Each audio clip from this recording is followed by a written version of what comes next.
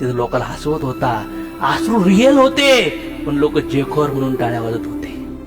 Circus चालू होती, मुलगा जोखर होता आणि आई त्याचा शो बघायला आलती की माझा मुलगा कसं लोकांना हसवतोय. आणि सर्कस पार एंडिंग लेवलला आली आणि ज्या मुलांचा परफॉर्मन्स होता आणि त्याला इन्फॉर्मेशन आली की आई डेथ झाली. दोन ऑप्शन होते, आई समोर बॉडी तिची आणि तिथं जाऊन लोकांना हसवायचे. तर जे सर्कसचे मालक होते धर्मेंद्रजी, तर राजूला जाऊन म्हणतात, आज तुम्हारे इम्तिहान का वक्त है राजू. चल राजू.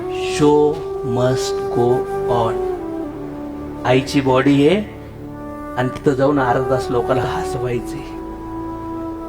मेरा नाम जोकर, जोकर बनव जोकर.